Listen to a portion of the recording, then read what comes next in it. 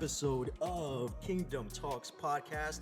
I am your gracious host, Javier or Javi, and I'm here again with my buddy Tyler. What up, y'all?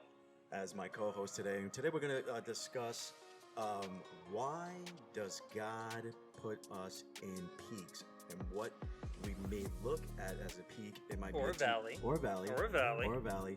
Especially valleys, because valleys are just not fun at all. And so why does he put us in valleys, man? And sometimes we look at it as a valley as something that is negative, but it might be a teaching moment that our Heavenly Father may be putting us in, or a season that we may need, a pruning, molding, things that just refine us, that puts us in that fire where it hurts. And we understand that pain can be confused as the enemy, that, oh, it's the devil that's putting me this, or it's allowing this. So we're going to have a great discussion in regards to that. But before we do, I'd like to thank all of you viewers out there. All you beautiful people. We had over 120 plus downloads on Spotify, so shout you guys out. Good job, everybody. Good job. I'll give you a round of applause. Yay. That's right. This man now has a soundboard now, so we're official. We are official. But yeah, 157 downloads on Spotify. Apple was not so much, but it's just the demographic, and you know, not too many people use Apple for podcasts, but it's cool to have, you know, that platform. We only got like 30 something downloads on Apple. But it's not about the metrics, bro. It's not about the metrics. It's about. But I also want to give a big shout out to the man who's hosting us. Yes. In his shop. Let's honor Pedro, right now, who's in the building right now. And he also gave me a fresh cut. And he just gave him a fresh cut. Fresh for cut. The YouTube viewership. That are Sorry, Melvin, I'm not cheating on you. That are listening in through the YouTube channel. They get to see. You get to see us. The fresh. How freaky haircut. we look. The fresh haircut, bro. So I like that. I like that a lot. So yeah, we just like to give a big shout out to Pedro. We love you, brother. He's allowing us to really use his space to do this stuff, man, and it's pretty cool to have this here. Yeah. It's just an amazing. I mean, just look at this background. Yeah, I know the audio people can't see it, but imagine just like white and black stripes it's such a basic as a thing. wall, It's and here we are. Yeah, it's so dope. It's a beautiful. But yeah, so yeah, now I'm gonna tease the next episode. I feel like the next episode I want to talk about dun dun dun, dun, dun, dun, the legalization of marijuana. Are you for it, or should we call pro or pro? Because I don't know if it's pro against it. I don't know, man. I'm just some words trigger people, so it's like we use pro or anti. That's a whole other podcast. But the reason why, yeah, exactly. So the reason why I want to tease that is because that's a conversation that I like to have about the legalization of marijuana. And the reason why I wanted to discuss that is because Sha'Carri Richardson, the future Olympian, who's 23, 24 years old, she's one of the fastest, if not the fastest 100-meter sprinter, breaking all types of records. She had a great outing in preparations and stuff like that, and she peed dirty, man. And now she got banned from participating in the Olympics over at Tokyo, so that's a bummer. And she was trending in social media. She was trending in Twitter, trending in Instagram. People were talking about it, you know, blogging about it, and saying, "Oh, she just, you know, it wasn't like a enhancement." People think it's not an enhancement thing, but yeah, I'd like to talk about that next week. But tune in and find out. Tune in to find out. But right now, we're gonna focus on this topic. Why does God put us in these valleys? It's a very interesting question. Yeah. To ask. Because I know I ask all the time. I mean, if I'm brutally vulnerable, I'm in it right now. Yeah. I mean, you know this. Yes. I'm gonna keep what it is, personal. Mm-hmm. But you know the valley that I'm currently in right now. But we also know that it's not a forever thing. Right. It's not a forever thing. It's God, I really feel, and I know, because, you know, lots of prayer, lots of communion with God, and kind of spending time in His. I'm sorry, I just hit my mic. But, you know, lots of time with Him, you know, kind of understanding some things that He's highlighting for me to improve upon. Yeah. Right? Like, this isn't, like, it's like, oh, man, it's not, it's not a season of like waiting, right? Or like the seasons, right? Yeah, the very yeah. Christianese words. Yeah, very Christian cliche. The seasons word, Like- which I actually kind of personally I get annoyed with. It's like I'm in the seasons. Like no, you're in a time period. There's a difference. Yeah. But just me personally, going through right now, I have a very interesting perspective on it. Mhm.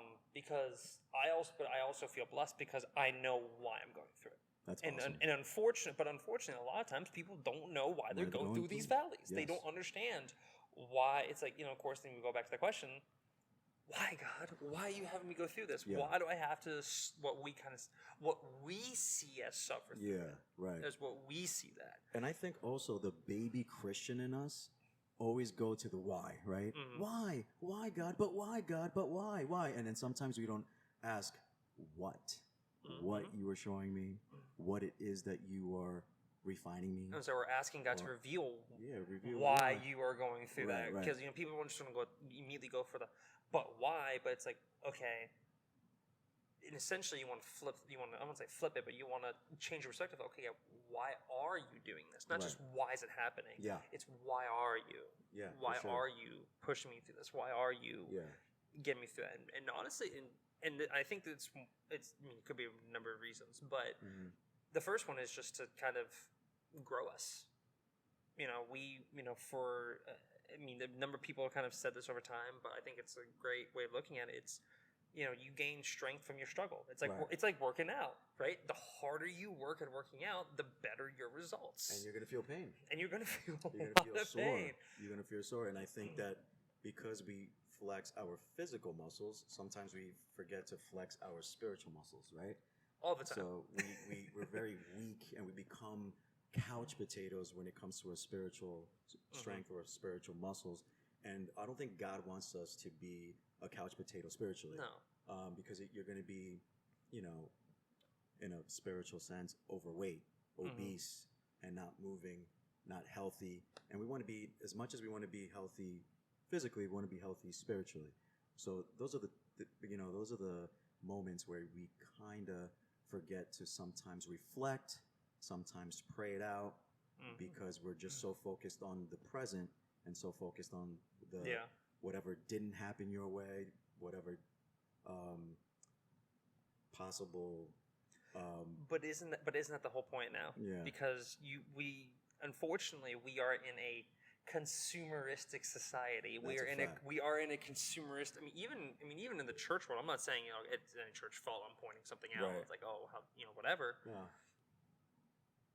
As a church culture, we've switched to a individualistic me, Right. Very selfish. as opposed to kind of God's doing this, God's Right. doing this, God's doing this. Yeah.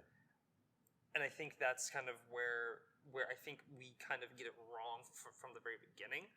It's not necessarily always about us to begin with. Mm-hmm. Yes, it is our lives, but it may not always be for us, just in general. Right. Because no matter what kind of time of life you're in, right, you are being prepared for something, or we are 20s and 30s, right? What's one thing everyone thinks about? Marriage, relationships, right? Maybe we are being prepared for somebody else as well. And of course, eventually down the road, kids, if God calls you to that, or even for you to share your own story. Yeah. Absolutely. Because there are things I've been through that I know I've been able to help a lot of people with because I've been through that. Yeah, the trials and tribulations that you go through. And your story can be so impactful. But sometimes we get focused on the present that we forget that it's so much bigger than you. Especially if you call yourself a believer, a follower of Christ, it's so much bigger than you. Like you may be going through a season in your life that has nothing to do with you, but so much to do with your sphere, so much to do with the people that are around you.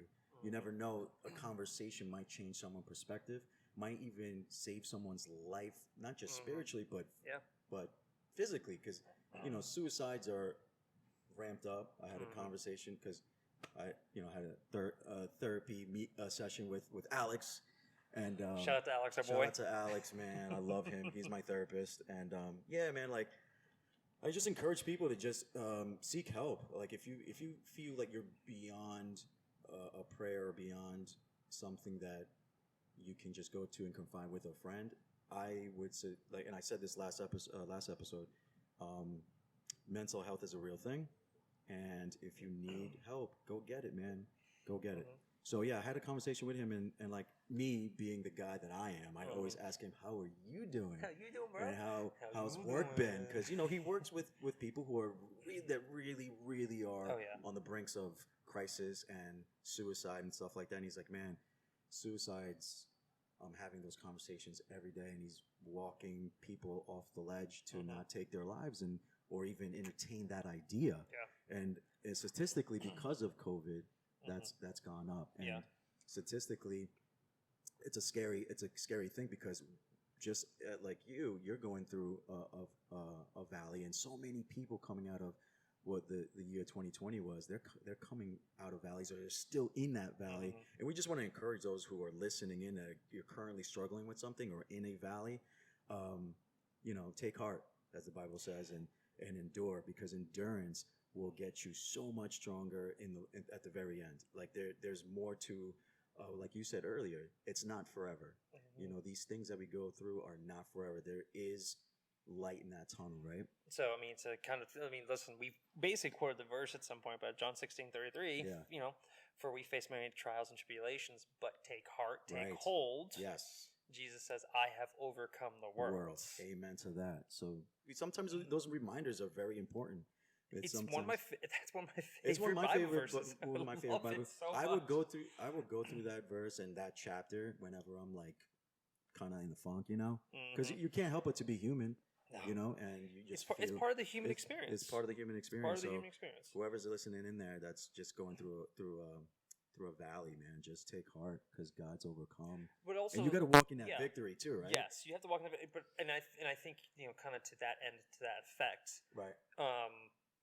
Sometimes it's like the valley you're going through. It's like we kind of already said, like sometimes it's not even for you, it's for others. It's like, well, maybe God's still moving the pieces into place outside of your own self. Yeah. To be ready for your next step in life, or your next, whether it's a promotion at work, or payday, or a relationship, just a major life-changing decision that you want to make, but you're scared because you're so scared to do it when God's working. Because think about it. Okay, I'm going to go biblical real quick. Go for it, man. Between the Old Testament and the New Testament, there's about 400 years, 400 years where God was completely silent. Silent to humanity itself. Yeah. God was not around. And that's a crazy thought, right? 400 years. Imagine, like it's hard for, maybe it's hard for us, for me and you, but for other people, it's like, well, I've never heard God. Well, I don't think people understand, like, God was gone. Like, God was like gone. But he was still there. Right. But he was still there. But he was moving pieces into place for the eventual coming of his son. Right. To eventually start to change the world, and to, obviously, hit the fast forward button to us today. Yeah. And I feel like that's encouraging, right? That's such an encouraging thing that God works behind the scenes. Even when he's not, even when you don't see or hear him, he is still moving it. And like the Bible says, like, he's faithful, man. He's so faithful. Like, he's faithful through everything, through your unfaithfulness, through your praise, through your everything. Like, he's faithful through it all, bro. So that's encouraging too. Like, we forget that. We forget that because, like you said earlier, we live in such a microwave society that we want things... Microwave? Right? We want things instant. Yes. Instantly. Instant gratification. Instant gratifications. We're behind screens probably 85 to 95% of the time. I'm being probably conservative there. I think you are being conservative. Because I think we're in front of screens 100% of the time, I want to say.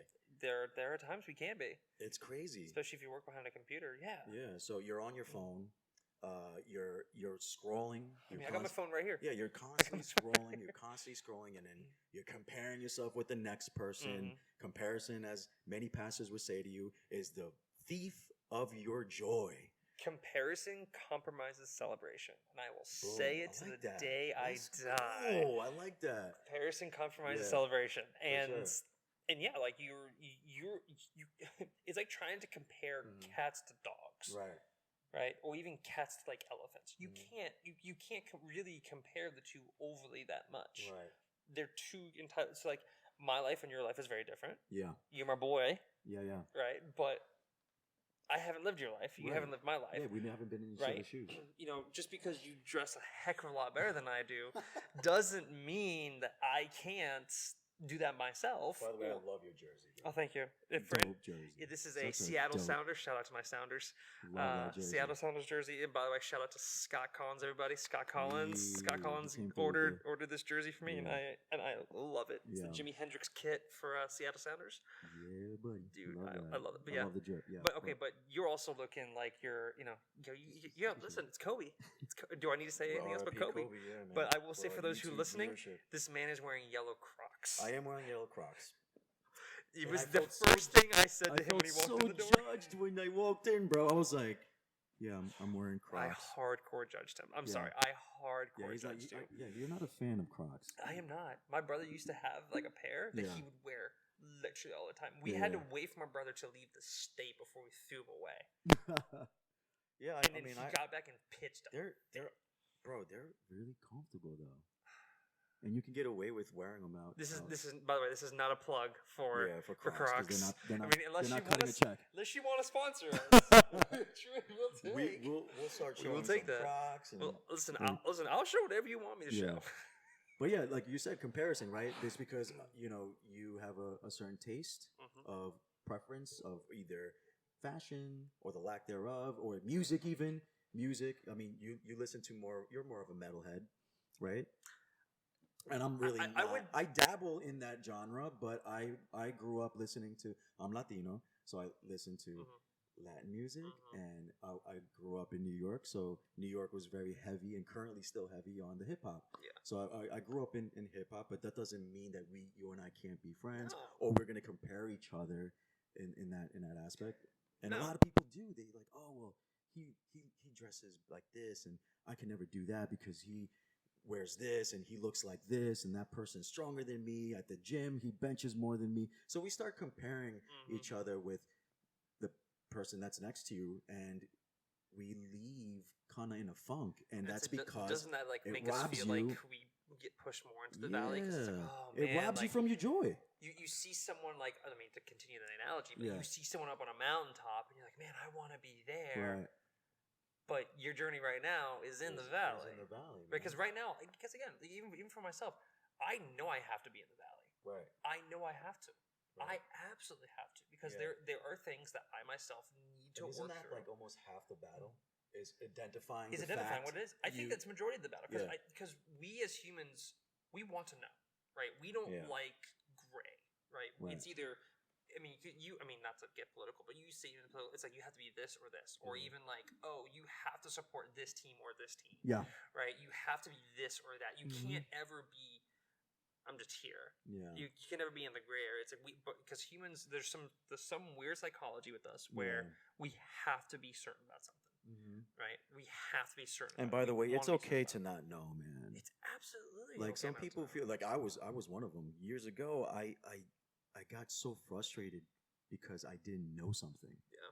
And I always wanted to know. Like I wanted to know a fact or Mhm. something so I can either know it for myself or know it for other people. Yeah, But it's okay to just tell someone, you know what, I don't know, man. I just have no idea. I don't know. And I think that's And it's okay to say I don't know. that is one of the things that even we as Christians, when people kind of ask us the hard questions, Yeah. I mean, we don't know. We There don't. are, there are many things we don't know, and Yeah. that is totally okay because if we did know, Mhm. if we did know it all, we would put ourselves in the God seat, Right. right? Not being able to surrender it back to Him. Yeah. Which we forget to do. Which I think, I think we put ourselves in the God seat anyway sometimes because we are so. And me personally, it messed up I didn't know that then. I know it now, but like then, you know what I was doing? I was like, even it jacked up my prayer life, because what I was doing was I was praying what I wanted to happen and praying about it, being all spiritual about it, right? And sometimes what we do is we grab God's hand, and instead of grabbing God's hand and allowing Him to lead us through prayer, we grab Him And we try to direct Him. and we try to direct Him It's like, hey, through God, prayer. Hey God, we're gonna go this direction. Yeah, and I'm gonna pray, and then that gets more frustrating because your prayer doesn't come to fruition like the way you wanted the it, way you wanted to. and so the frustration comes in. you get into like a darker place. Mm-hmm. You start thinking, "Woe is me." Why me? The one thing I've been constantly hearing, because I have amazing people around me. I have you. I have a ton of other people who've been praying for me in the season. Who've been like, I mean, I have never been more encouraged. Right. I don't think I've ever been this high in a valley ever in my life. And that sounds weird, but I don't think I've ever been this high in a valley in my life because I've had so many people come around me and support me, and but also tell me they're like, hey, it's God's time. Yeah. It's God's time. Yeah. Because here's the thing, because I myself put. I mean, I try not to admit it, but I put like a human construct on God, and I go, "Hey, you have to abide by these rules. Yeah, you, God, the person who created everything, must abide by my limited, dumb, stupid, like logic constructs for me, for my faith to happen." Never mind the fact that he's sovereign. Not even the fact that he's all knowing. He's all knowing. You know what I mean? And like we get caught up in that, and it's a fleshly thing to do. But it's okay, because God's looking at us going, "It's okay, my child. You'll find out one day. You'll find out." Yeah. This is a great analogy. This is a great analogy. So there was many years ago where I actually got to preach on a Sunday at my old church. Right. And it was Father's Day. I not surprised my dad, but like everyone, my whole family knew I was preaching. So I preached on Father's Day, and one of the illustrations I used was like, well, how do we know that God is a father, right? Because for some reason people say, oh, God's a mother. No, he's not. Abba means father. Okay, let's put that to bed right now. not doing that wokeness stuff with this. No, not doing that here. Okay, we're biblically truthful. Biblically. All right, as much as humanly possible. So the illustration I used was, it's like you take the same situation, but you put the mom and the dad in the same situation, right? So here's the example, right? You have a kid in the kitchen, right, with the parent, right? So a kid in the kitchen with the mom. We'll start with the mom, and there's a hot stove, right? There's a hot stove on, and like it's one of those stoves that like glows bright red when it's warm, right? And so the kid sees it and starts to reach towards the oven and the mom goes, no, honey, don't touch that. It's hot. And the kid goes, Mom, what's hot? Yeah. Or the mom said, it's a sensation that burns you, and you don't really want that. Like, that it hurts, and give you boo boo stuff like that. So like you have that. You have that mother, and so okay. Now put the dad in the situation, and I think Pedro might be able to actually back me up on this one when I say this. I think maybe it's just my dad. I don't know, but it's most dads though, because I think I know where you're going with this. So it's like same situation. In the kitchen, right? Kid reaches the hot stove. The dad goes, "Don't touch it," and the kid goes, "What's hot?" And it's like, "Don't touch it. It's hot." "Boy, it's hot, Daddy." You know what? Go ahead and touch it. Yeah. Go ahead and touch it. Go ahead and touch it and see. And so, kid, boo-boo. touches, burns, ow, because honestly, experience is the best teacher. Amen to that. Experience is the best teacher, and I do believe that's one of the reasons God has us go through these things is because there are times that we can't fully understand what and why it's happening until we ourselves walk through it. Absolutely. Right? Or at least until we have someone who knows what it's like to be in that.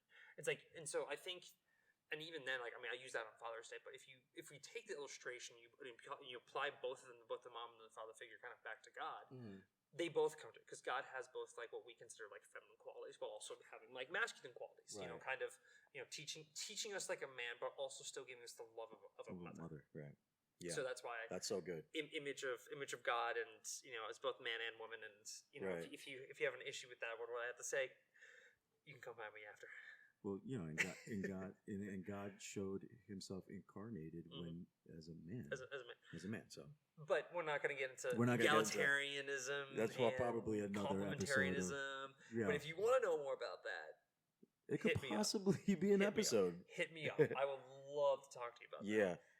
But yeah, man, like God, I love the fact that you touched on that, because isn't it something? Because God actually allows things to happen too. Like He'll allow things to happen. It's a very sensitive subject, but yeah, God allows things to happen.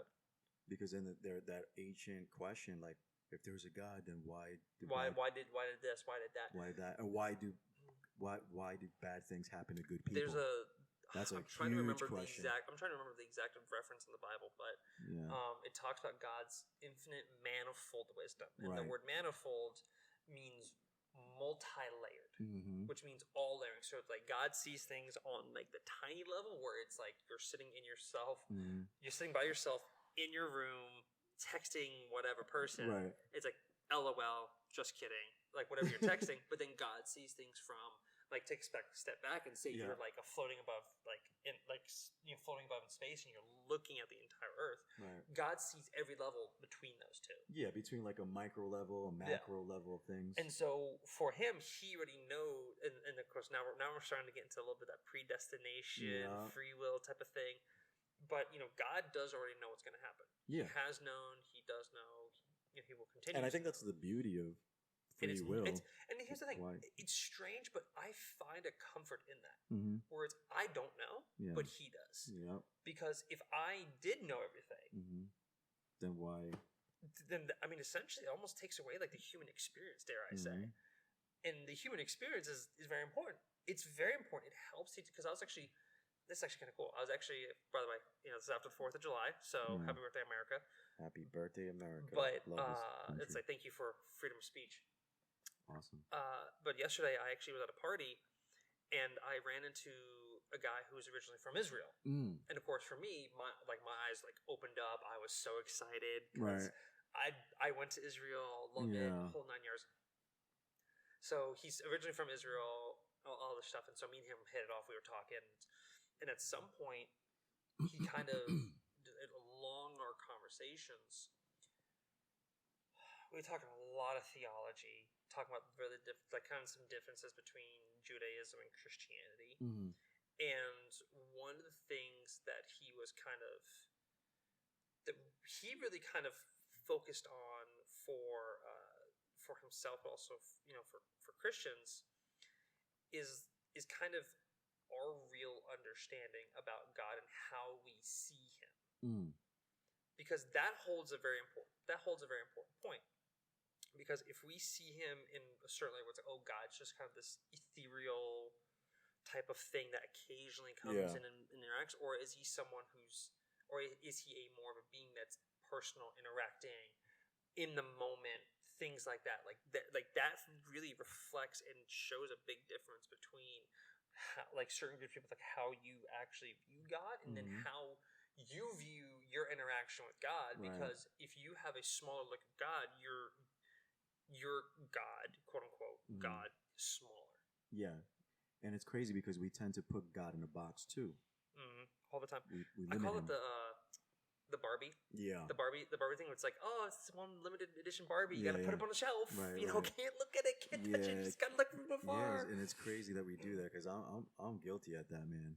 With my past experiences, my past, just moments that I've had where I just felt like giving up, man. And a lot of us are have experienced that or are currently experiencing that. And I love that you touched the whole community aspect of it. You said earlier that you have people around you, that you have people who are praying over you. I would not be here today, because otherwise, and let's be honest, I would be a depressed sack of nothing in my room, just crying my eyes out. You'd be a wreck. So it's important of the people, of the quality of people that you have yourself, in your sphere, right? Because it's really not quantity of people, it's the quality of people. It doesn't matter how popular you may feel and how many friends you may think you have, but it's those real ones, as we say, the real ones, the real G's, the real G's, the real ones that really are checking in on you, like that random text, or those are the ones, those are the people that matter. I got that 2 times today, and that's random awesome. People, and that's awesome. And honestly, it made my day. Yeah, it made my day, and I'm not just saying, "Oh man, look at me." And you've texted me randomly in the past. Yeah, and it's awesome, man, because then it just opens up an opportunity to possibly have a conversation. But you recently, more recently, I was going through a really tough day. I'm going to admit it. I was working and I pulled over my car and I was just bawling my eyes out because I was just I was in that, I was super fresh. I remember you. Super fresh thing. And then all of a sudden, I got 3 different text messages from 3 different people. Yeah. hey man, you're in my heart. Hey, how you doing? And I'm just Yeah. like, okay, Thank you, God. okay. Yeah. Like Praise I God. Yeah. need it. And it was crazy too because when you texted me back and I replied, bro, it was honestly me being obedient to the That's awesome. heartstrings that God pulled for me, and He literally put your name in my heart, like boom, Tyler. And I was driving. Yeah. I was driving, and so when I got to my destination, I was like, yo, before I forget, I'm gonna text him right now. So I stopped. I texted him. I texted you, I should say, and yeah, man, it was just me being obedient, man, just to really, I felt like, man, I gotta reach out to him and praise God for that moment. So yes, if you find yourself in those times where you're alone and you're literally alone because your so-called friends are not your friends, I encourage you to just find those quality friends. And what way of finding friends? And it takes time to find them. Yeah, and I think that, not to just sound churchy, but man, community is such a key. Being part of a community, getting plugged into a thriving church, wherever you may be in these United States or outside of the United States. There's actually find yourself a great place. There have been studies shown that like people's quality of life, and I'm not just saying it's just for churches. Right, I mean, right. it was a study done for churches, but it actually ended up being something more than that. They found that people who were in community, more of a church type of community, are not only healthier, they are happier. They're happier people. They live longer. They live better lives. Yeah. They live better quality of lives. Yeah. But I mean, but that also shows like the power of that, because we were created to be social beings. Yes. Right?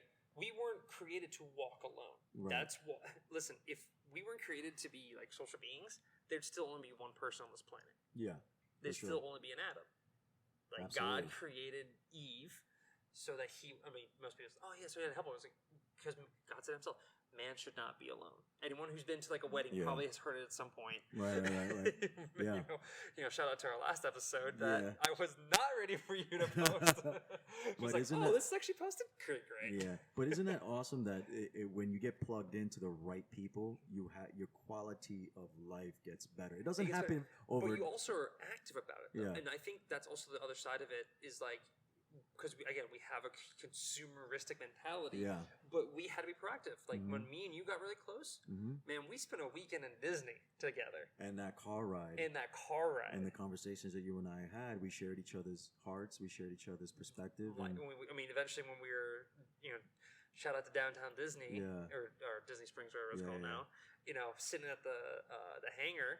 Yeah, man. Just telling each other our life stories, man, things we're going through. And so that's why we developed such a deep bond.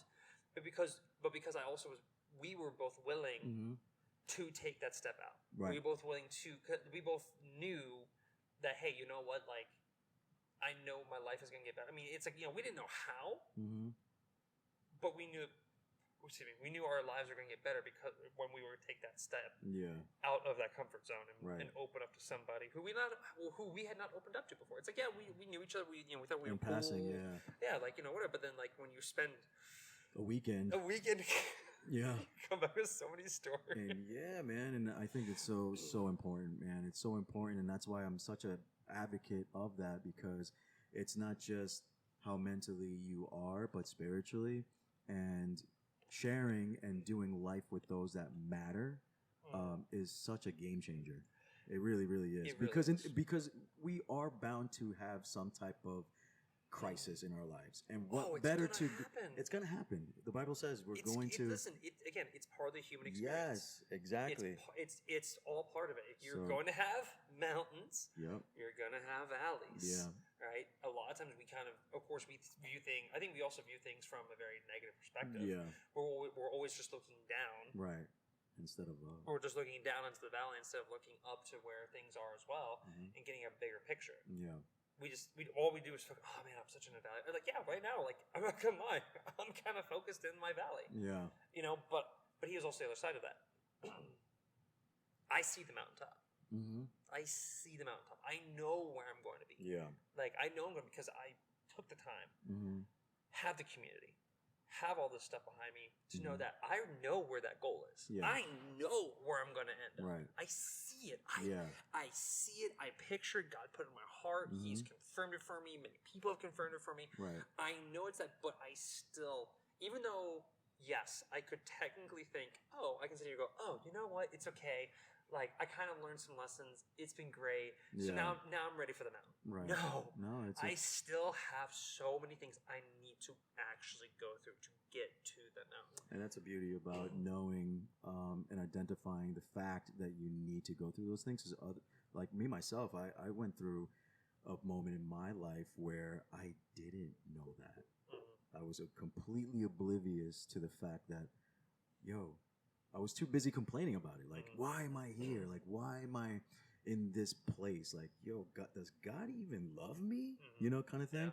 Yeah. And as we mature in our faith, we start to realize the Heavenly Father that we serve, right? And we can't come to that realization until what you said earlier, until you actually experience those tough moments, those tough and times. Those are designed to bring us close to Him. Even though people think they drive us away from Him, those, I mean, God wants to show us how much He loves us. And He wants us to actually, I'm going to say something. Can I say something pretty, not bad? This is Kingdom. Not bad. Okay, you ready? This is the Kingdomtalks podcast. This is Kingdomtalks. This is what we do. So all right. So here's because everyone focuses on like the valleys, right? Yeah. So you want the full blessing? Okay. My question is, do you want the full blessing? Yeah. Okay. That's a great question. Here's the thing. I know I have a blessing ahead of me. Yeah. I know it. I see it. I know what it is. But here's the thing. God will not give you the full blessing until He fully has you. Bars. That's so good. And repeat it one more time for those that missed it. God will not give you the full blessing until He fully has you. Let's go. That's so good. That's a future sermon one day. That's so good, man. And I'm sure someone needed to hear that. Someone needed to hear that. That's awesome. Praise God for that. But I also think on the other side of that, and this is something that me and you've talked about at some point. A lot of times I think people just immediately blame God for things, but it's also the enemy coming at us. Yeah. Because we were talking beforehand, it's like, the small, like, it's not, sometimes not even the big things that the enemy uses, it's a ton of the small, tiny little things that just... I was running late today. I was telling Pedro and you, I'm going to get there at 6. Never happened because so many bad, tiny things happened, man. The weather was cruddy. Shout out to Hurricane Elsa. Oh my gosh, man, that weather was brutal, bro. And just certain things happen. Like, I get a phone call from my father. He needs me to go here, and it's like a dire thing. And I'm like, oh my God, I'm running late. And so all these things, and like, it's like in those moments the enemy's waiting to laugh at you because he's waiting for you to like go crazy and throw up your hands and give up on what you were doing. And so I have cussing. this to say. I have this to say about that, and I said this to you. Yeah. Take the compliment. Yeah. Take the compliment. Because if you're going through a lot right now, that means you've been doing something right. Absolutely. That means the devil's scared of you. Yeah. That means he's shaking in his boots. Yeah. That means he wants to mess something up because he knows that the thing that you're going to do is build a kingdom even more. That you're going to grow close to God. He doesn't want that. He wants the opposite. He wants you to grow. So he'll tell you all these lies. So the more you go through, the more you need to take the compliment. Yeah, for sure. Take the compliment and be like, thank you. Thank you for letting me know how much I'm a threat to you. Yeah. Right? And it's such a great posture to have, just thanking the situation. Like, thank you that there's a reason why I got here at 6:45 instead of 6 o'clock, like I said. Yes. You know what I'm saying? So, having that posture puts you in a winning position, not a losing position. Like, you don't feel like a failure. You don't feel like you're losing. But you're still going to feel. Yeah. Because, and it's okay to feel. We are human. We're human. It's okay to feel that. Listen, trust me, I was feeling that today on the car ride here, knowing that I was going to come here late. And I was just like, you know what, God? I turned off. I told you earlier, and I told Pedro this earlier. I turned the radio off. I took a deep breath, because this is what Alex taught me, my therapist. Just pause for a second. We forget to pause, bro. And there's so much power in the pause. There is so much power in the pause. I literally just spoke about that at Camp Haven. Awesome. But I paused. I took a deep breath and I just started talking to God. And that's, you're praying. When you're talking to God in those moments, you're literally praying. He's hearing you. He knows your heart. He knows what you're thinking. He knows what you're going through. And my anxiety literally went like straight down. Because I was going through like a full-blown anxiety attack. Like I was shaking. I was like cussing. And I'm like, I got to calm down. I got to calm down. And I got here. I saw you guys here. You guys were smiling. You were getting a haircut. I was like, see, there was a reason why I came late so you can get a haircut. You see that? I mean, you got blessed with a haircut. That's not the reason I showed up here, but it's but man, like just to like have a moment of clarity and a moment just to laugh about it, right? Instead of grunting about it and fussing about it and being so here we go. Frustrated about it. You ready? Because you could become a bitter person if you allow those emotions to get a grab of you. Psalms 32:7. You are my hiding place. You preserve me from trouble. You surround me with songs of deliverance. Yes. Sele. Okay, that last word, and this is what kind of, taking a pause. Sele basically is the word is Hebrew. And basically the main definition of that is to lift up and exalt. But it also means a technical musical term for showing enunciation, pause, and interruption. And so this is my message at Camp Haven for all of you. Shout out to Anchor Youth. But basically it's like, sele, pause, right? When we're in the middle of exalting, when we're in the middle of pause at everything, that's when the enemy wants to attack, but we put a pause in his attack because we are in the middle of exalting. He cannot attack when we are exalting God. Bring it down even further, there is never value lost in the meaningful pause. Because the more root word of sele, the definition of that is value. So God adds value. In that pause. There is value to be found in a pause. Yeah. Value found in kind of going, all right, God, you know what? I'm just going to exalt you. I have no idea what's happening right now. I have no idea where that you're going with this. I have nothing. I'm just going to exalt. And that's exactly what I did in the car, man. I paused. Look at that. Look at God just bringing everything together. Bringing everything together. And it's so powerful. Like I said earlier, like there is power in pause.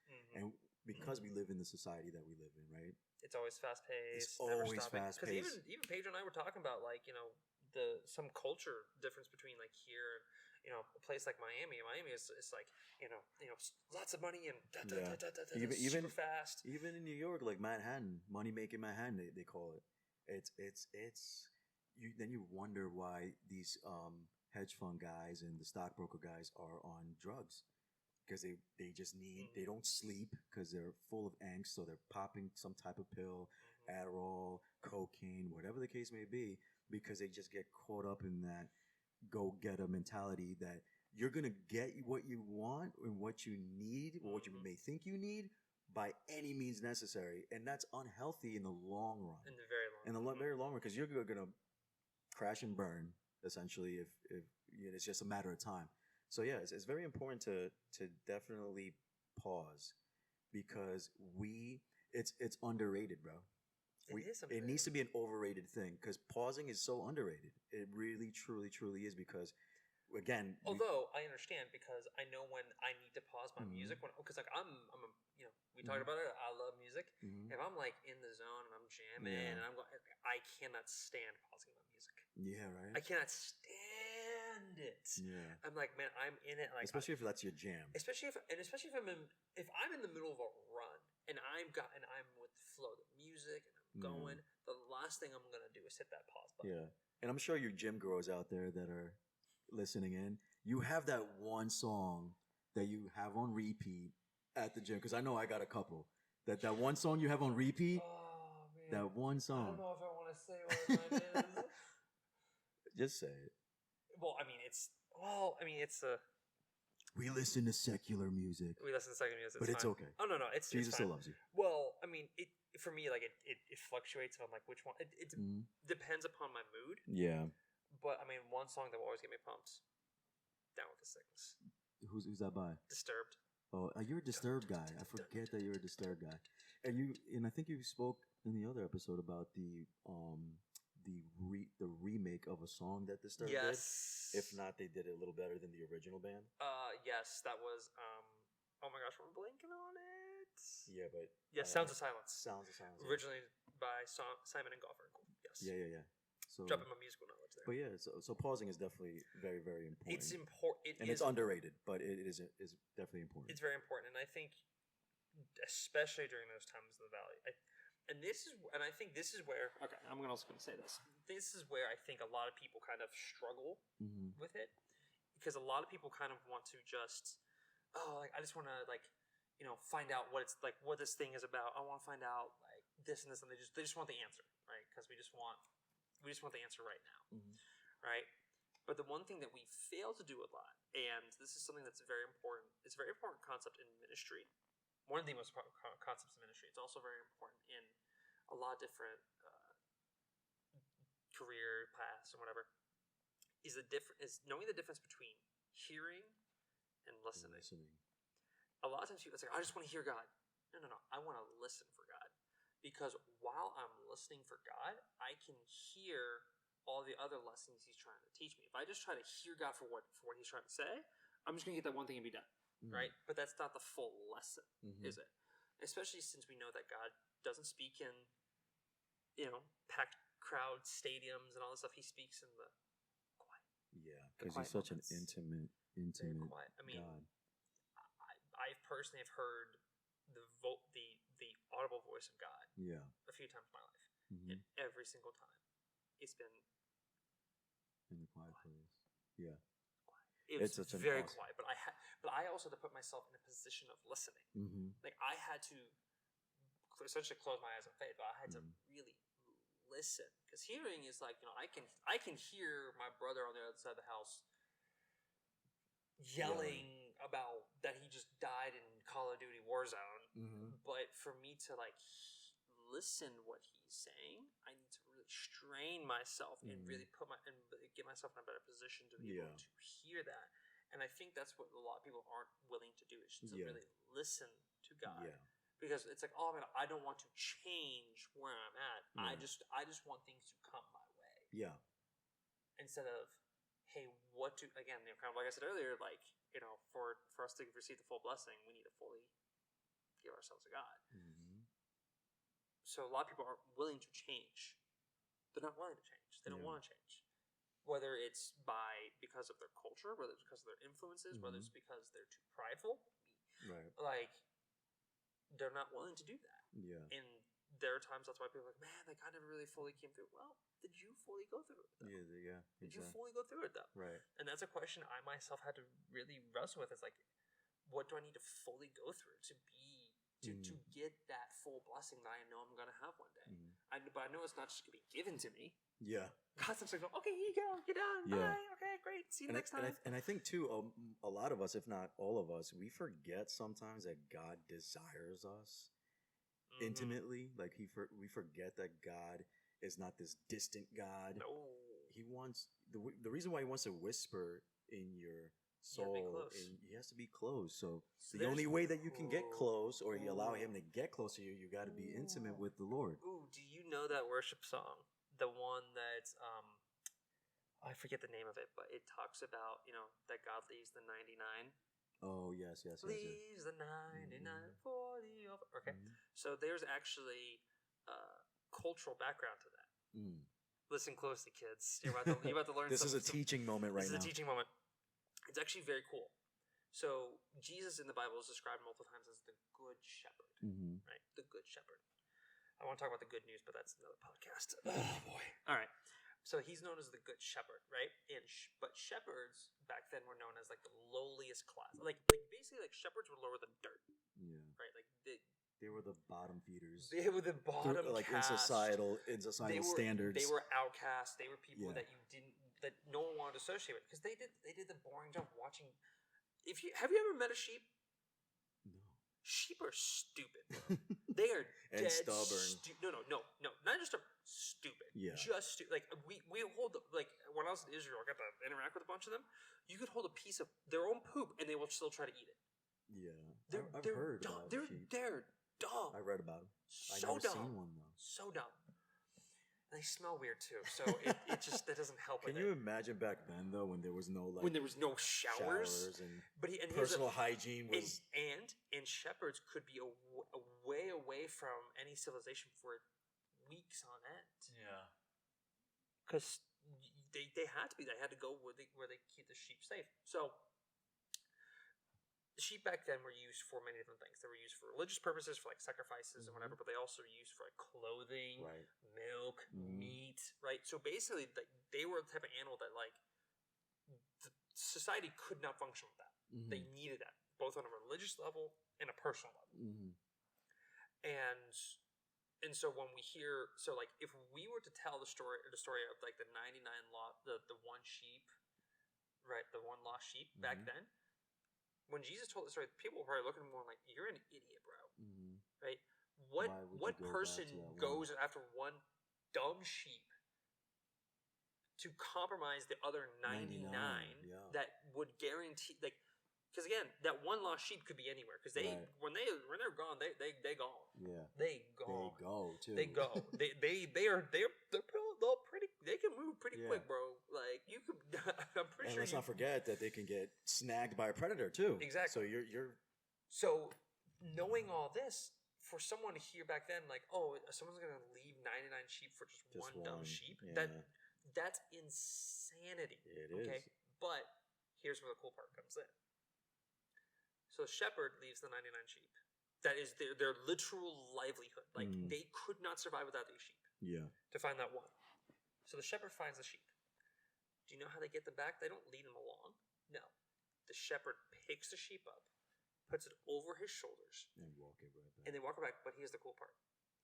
When Jesus said, my children will know me, they know my face, know my voice, he was talking about the historical significance of sheep, of a sheep herder, shepherd, because when the shepherd is carrying the sheep, it's the most relaxed position a sheep could be in because its head is right next to the shepherd, who the sheep knows. Because if the sheep doesn't know you, they're not going to come near you. They will only go near who they trust. And so their head is right here next to the shepherd.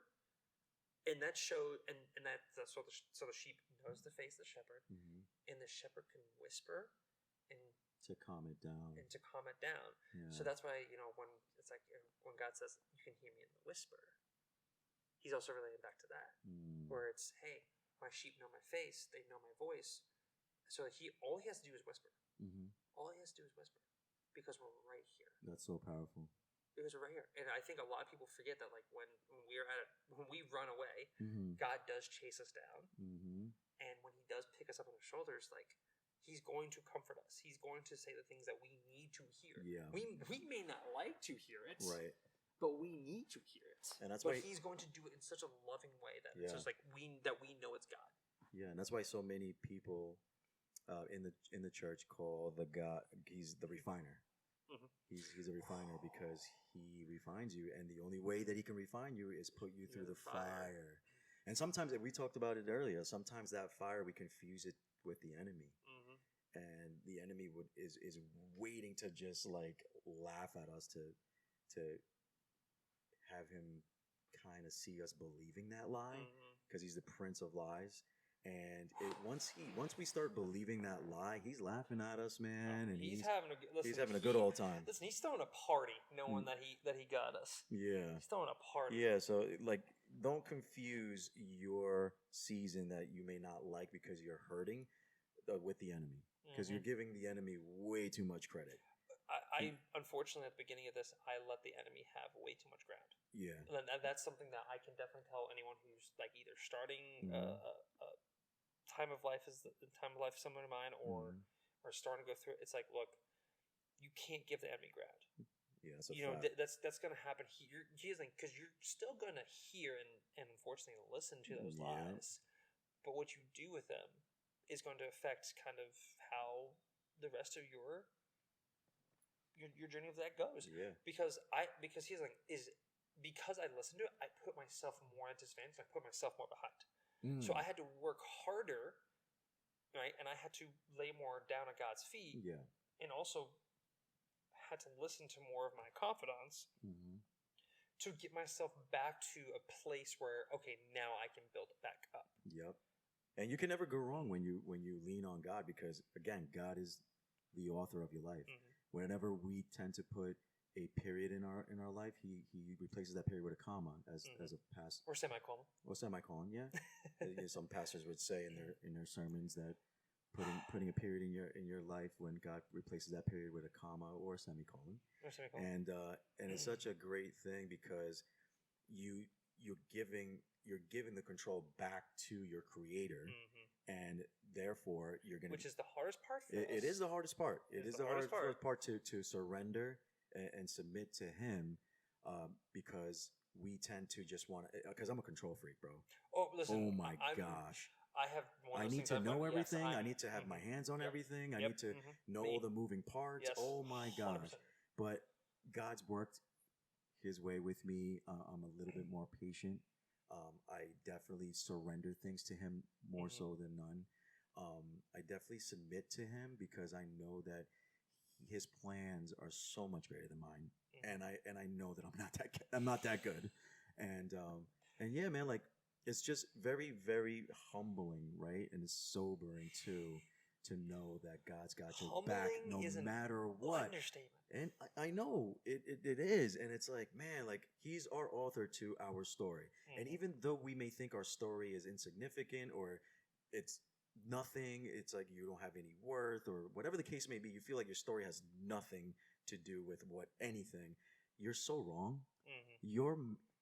God can take your story and change not only you, but the person around your sphere.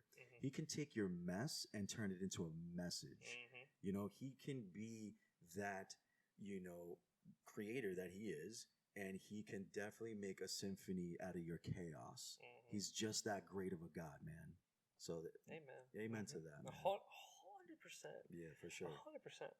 But that's also, I also want to say this to everyone out there.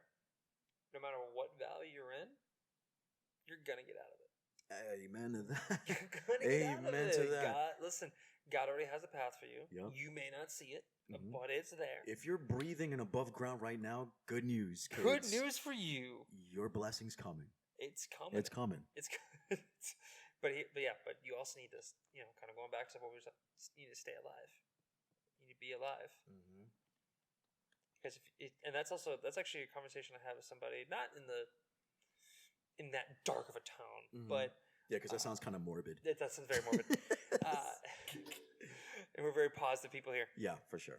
But someone wanted to kind of like walk out on something, like close the door, whole thing, and the one thing I kind of tried to encourage them, I said, look, if you just walk out, how do you think these other people would feel? How do you think this would happen? I said, if you walk out, you're closing the door to let this Holy Spirit do something. Ooh, that's good. Because if you remain in the situation, if you remain here, you remain present, you're here, God can use that. The Holy Spirit will move and be able to make things happen. Right. But if you walk out and you close that door, you're limiting what God can do for you. You're definitely limiting, yeah. Because are you gonna like just lay it? You gonna like walk out and close it all off, or are you gonna lay at his feet and let him take care of it? That's so good. That definitely is so good, because again, we want, especially if you're like me, that just wants to do everything, and you can't stay still.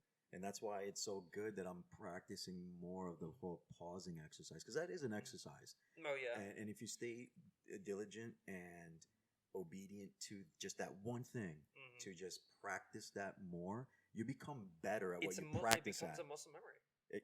Boom. Because you become better at what you practice at. Michael Jordan didn't get great overnight or throughout a course of a time. I was actually just about to use basketball. It's like for me, it's like when you were at the right. So when I was in high school, right, we played basketball. And I know I just dated myself by saying Michael Jordan, but who doesn't know? Okay, Michael well, first Jordan? off, it's MJ. He's the greatest person. He's the greatest player of all time. He's the greatest player to ever live. He's the GOAT, for sure. Sorry, I don't care. But what for you young kids, Steph Curry, for example, he did not just, he could literally close his eyes and make a 3-point shot at the gym right now. He's a walking bucket when it comes to. But that comes with repetition. So, like when I was playing, I had a set thing, especially when I went to the free throw line. Mhm. Okay, free throw line. All right, it's just me and the basket. Yeah. All right, but I had a set thing where it's like, okay, the ref would throw me the ball. Boom, 1, 2, 3, set, Breathe. Yeah. shoot. But I had to do the same thing because if I always constantly changed up, there was no consistency. Yeah. If I didn't have that consistency, Yeah. I wouldn't be able to build off anything. Right. And dare I say, find your consistency. Whatever your consistency looks like. If you're struggling with reading Bible, Let me tell you, we don't expect you to read the Bible I'm not entirely. We're not expecting you to read it by tomorrow. By tomorrow, or even By the way, that is year. impossible. Even trying to read the Bible in a year is impossible for a lot of us. But Yes. but I say all this to say this: whatever your consistency is, stick with it and just go with it. So if your consistency of reading the Bible consists of reading one verse a day for 10 minutes, that is your consistency. Mhm. Do it for 21 days or so, Mhm. and then that will be your stepping stone to more. Mhm. So whatever it is, you don't want to take on too much because then you're going to burn yourself out, right? So what you said too is muscle memory. If you don't practice that spiritual muscle, if you don't flex that spiritual muscle, you're not going to go anywhere. No. So whatever your consistency is, if you're even entertaining the idea of starting a book, you're not going to start a book unless you start journaling, bro. Unless you start writing stuff down. Start writing stuff down, man. So I encourage you, your readers and writers out there, if you have a writer's block, man, unblock it. You have the ability to unblock it. So whatever it is, you meditate, breathe, whatever it is, but write stuff down. And then eventually, if you're that passionate about writing and publishing your first book, you'll get there, but you're not going to get there until you start doing the groundwork. And same thing with basketball. You have to be in the gym and repetitively shoot the ball. And you got to get your butt in the gym in order to do that. I just can't. There's a glory in the grind. Hey.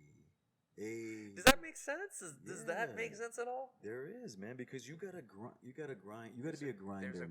There's a glory in the grind. Yeah, you gotta be a grinder, and you gotta put in the work. Because God doesn't like lazy people. It's in the Bible. God does not like lazy people. You gotta put in the work. Put in the work. I mean, let's bring it back to Jesus, right? Mm-hmm. Jesus had 30 years of preparation for 3 years of work. For 3 years of work, bro. But hold up. With one day, he saved your eternity. That's awesome. So think about that. Yeah. He did 30 years worth of preparation. Because even Jesus had to prepare. Yeah. Jesus had to prepare. He had to work through it, study, all that stuff. And then he did 3 years of the hardest work. Yeah, man. And then died on the cross. And he was tempted too. Oh, the devil was after him. Fun fact. Temptation is not sin, okay? Yeah. Pastor Sean talked about it yesterday. Shout out to Pastor Sean with that incredible sermon. We had an amazing conversation a couple days before that about whether temptation is sin. Yeah. Look, I'm gonna put it out there. Temptation is not sin. It's not. It is not. Temptation can lead to sin. It leads if you. But here's the thing. That consistency, that repetition, that grind that we put in, like that temptation becomes easier to combat. Facts. The more work you put in. That's a fact. And I'm not saying it's going to go away entirely. Heck no. But it does put you in a position where you can walk in that victory and say, "Hey, man, I was tempted, and boy, thank God that I got out of it. I dodged a bullet. Whatever it is. I dodged a bullet, or I shifted myself and went that way when I really wanted to go this way. You know what I mean? So there's power in that, and we need to walk in that victory because God doesn't want us to walk in as a loser. Essentially, He wants us to walk as a winner. He wants us to walk in that victory. Absolutely. Yeah. 120%. Yeah. So there's you gotta power walk around like you're MJ or Kobe Bryant. You gotta walk around with the mentality of a champion. But the Mamba mentality. That Mamba mentality. The Mamba mentality, man. And MJ. Half the kids are listening are like, "Who the heck is Mamba?" Yeah, right. But back to Michael Jordan. Michael Jordan was cut from I think it was his JV team. Yeah, he was cut from his JV team. Yeah, something like middle school or JV or something like that. And man, still turning around and becoming one of the great. But he had, if you have not seen that document series, The Last Dance. Go do yourself a favor, especially if you were born in the early 2000s. Paper and watch it. If you were born in 2000, 2001, and 2002, do yourself a favor. Because you weren't blessed to see this man alive. Watching him play was a whole other thing. You're watching him play. So you'll get a nice... even Pedro laughs. Yeah, even a nice sample size of what it was to see that man do the things that he did. Don't just do the highlights. Yeah, watch it, Watch the games. Watch what it's on Netflix still, I think. Yes, it is. It's still on Netflix, so you guys can watch it. I have still yet to actually finish it. I'm on the last episode. I definitely finished it. I'm on the last episode. Yeah. For different reasons, but yeah. But man, that's incredible. That is incredible, and I hope this is encouraging for whoever's listening, because I think that, and I harp on the fact that, the mental muscle is such a muscle that we as a society neglect. Yeah. And unfortunately, we live in a time where it's a stigma that we need to crack. Mm-hmm. That you see a therapist and they see a sign of weakness, because I saw it like that. Mm-hmm. I was not for it. I came culturally as a Latino, as a minority. It's culturally you're looked at as less of a man. Yeah. And I just want to encourage anybody that may feel that way. That, man, don't feel that way. Don't feel that way at all, because it's such an important muscle. Your brain is such an important muscle to take care of. It's the most important muscle. The most important muscle, and most. We just want to encourage you. We just want to let you know that you are important. You are alive for a reason. Mm-hmm. Someone loves you. You may think that you have a purpose on this earth. You have a purpose on this earth for sure. You matter to somebody. Is what I wanted to say. And honestly, I'm going to say, be comfortable with always being in preparation. Absolutely. Be comfortable in that. Because early on in the podcast, you said that the valley can be a place where he's preparing you for something, right? That's a lot of times where he's preparing us the most. Yeah. That's what he likes to use. Yeah, for sure. And I know a lot. And again, we have a viewpoint of, oh man, woe is me, or why am I going through this valley? But I mean, listen, like I said earlier, you have to understand that you're being prepared for something. Yeah, because in that preparation, he's actually equipping you, right? It's preparation for your purpose. Yes. So he's equipping you with all the things that you need to go into the season that he has you for. Right? And here's the thing, because all that always changes, right? Mm-hmm. I'm getting ready for a season that is going to get me ready for another stage of life. Mm-hmm. It's going to be great, but also it's not just okay. Now this season, now this one's over. Okay, now I'm on to the next. It's no, there's even another thing that I'm being prepared for, and another thing I'm being prepared for, and all these are compounding on each other. Can I ask you a question? What's up? Do you believe that your purpose evolves? Okay, hold on. Evolves in your purpose is your purpose could constantly evolve to something else. Okay, so as you live your life, as you go through certain seasons of your life, do you feel your purpose evolves into something greater and grander because of what God's putting you through? I will put it this way. You have always had that purpose to begin with. Mm-hmm. Okay. Now, let me explain it this way. So, for a long time, I had the purpose of being a son, right?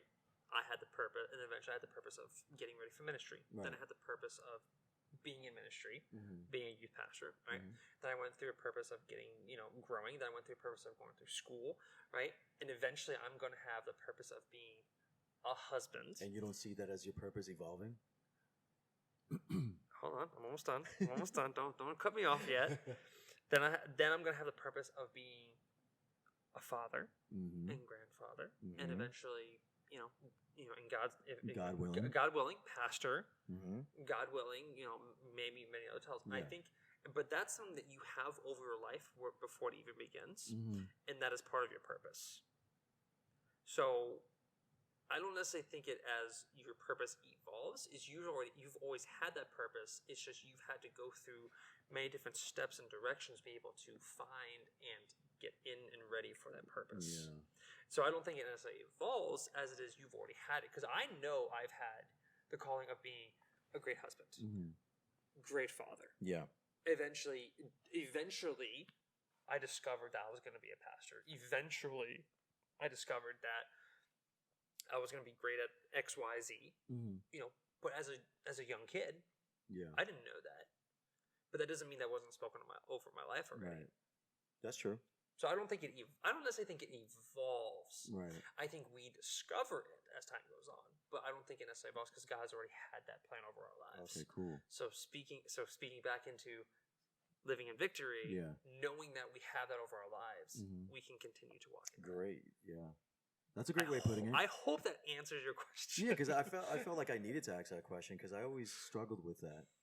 Not struggled in necessarily, but more so I entertained that question, that idea Mhm. of it possibly being something that maybe evolved. But the way you articulated it so well, because you're such a great communicator. Stop it! Stop it! No, No, but no, and I think whoever listened to that portion of the podcast, they probably. If you're still listening an Yeah. hour and 11 minutes into this podcast, But that's something that maybe you would have never known if had I not asked that Mhm. question, because I felt like I needed to ask that that's question. actually Because I entertained it. But let's go back to that. Instead of there are times when we're asking God why, Mhm. and sometimes you just need to ask more and different questions. Yeah, what are you showing me? Hey God, what's up? Yeah. Like, hey God, like where are you going with this? Yeah. Hey God, where am I supposed to go with this? 'Cause- Ask those questions, and it's okay to ask Yeah. questions. It's okay to question God. It is okay. Yeah. It's okay. Right. He welcomes it. Yeah. Because he wants to talk to you. He He wants wants to do that. you to go to him. He wants to have those intimate moments. Because people think, like, oh man, you just need to be faithful. You just Yeah. need to, it's like there have been plenty of times in my life where I kind of even sat there going like, okay, God, I have no idea what's going on. Mhm. And if I'm bloody honest, there are times I've cursed God out with Mhm. let me tell you, like some of the Yeah. things I said to Yeah. God, people have been like, yo, you should have been struck down. Right. Because you get caught up in moments. Yeah. In the Job moment. Yeah. I'm human. Yeah. I am human. It's part of my human Even experience. King David even had his dialogue with the Lord. Oh, that wasn't plenty of wasn't times. so pleasant, If you look in Psalms, you see in Psalms a lot. There's even some Psalms that you read that like, dude, this dude is just depressed. Yeah, he is. This just dude is literally on the in verge. it. Or By the way, as we say, getting in his feelings. getting his feeling. By the way, never underestimate the spiritual power of a snack and a nap. A snack and an app. No, snack and a nap. Oh, and a nap. And a Okay, nap, as in snack and a sleep. nap. Because there was that one guy in the Bible who was so mad at God, so caught up in everything, was so pissed about everything. He literally just goes, God, I just want to die. And God just goes, sit down, shut up, eat, and take a nap. And he does it a few times. And God just goes, are you feeling better? He goes, yeah, I feel better. Yeah.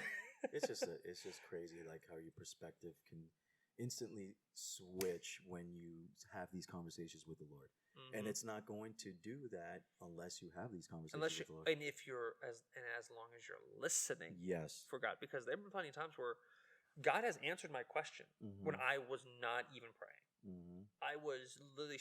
I remember this very clearly recently. I'm going to spare many of you the details, but I was standing in a group of people, and I was focused on something, and the whole world just disappeared, and God just told me exactly what I needed to hear, confirmed my stuff for me, and then said, okay,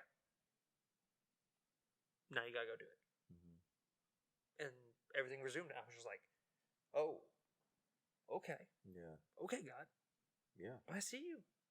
Yeah, because he Got it. He Message does, received. He does things to just grab your attention, and sometimes it might be a subtle thing, and sometimes it might be a life. Sometimes it's not so subtle because Yeah, sometimes it's at least according to women, guys cannot pick up subtlety. Yeah, but if he can't, Not to start that war, but I know, right? But if you can't pick up on the subtleties of the Lord, He will definitely rumble some things to get your attention.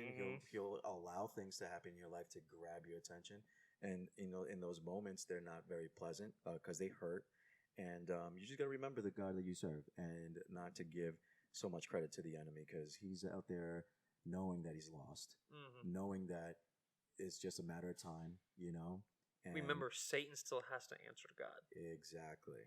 So just so you're all aware, yeah. So that is a thing. So I hope this episode literally gave you a perspective, and it empowered you, it liberated you, and yeah, I'm just so glad that we had this conversation. Me too, bro. I love it. Yeah, high five.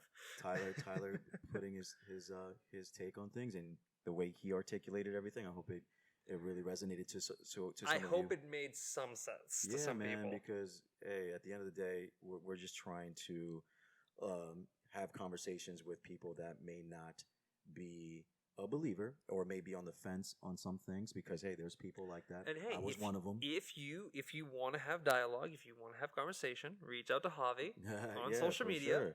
Don't reach out to me. Yeah, for sure, Thanks. man. So we love you guys. There's a lot of announcements that I like to make, but you're gonna have to wait and find out. Find out. But I'm excited of where this is taking off, and we appreciate everyone that's DM'd me, that's texted me, and that supported me through it all. And big shout out to Pedro, man. Round of applause. Pedro, round of applause for Pedro. I've known that guy for all the support and love. love. I feel like I've known Pedro for like ever, because I remember Pedro like literally cutting hair out of his garage, bro, out of his house with his brother. And now he's on like what, your third place? Third. I think. Yeah, I think he moved from place to place, but this is like the best place, I feel like. Oh, do you see this wall behind us? This is such a cool, it's aesthetically it looks so much cool. Hinton dropping the fact that this is a video podcast on YouTube somewhere. Yeah, on the YouTube channel. Thank you guys for tuning in. I did post the audio on the YouTube channel, so thank you for viewing it and liking it and commenting it. But this is like the official YouTube visual for your YouTube viewership. I actually totally forgot at some point that we were recording. Yeah. So thank you so much, and we love you guys. You guys rock. Thank you for constantly supporting us. Tune in for the next episode, and hopefully you'll have another special guest. Yeah, hopefully. If not, you'll see this guy, because this guy's awesome. No, I'm not that great. Yeah, he's awesome. But we love you guys. We appreciate you. Peace. Later. Fade to black.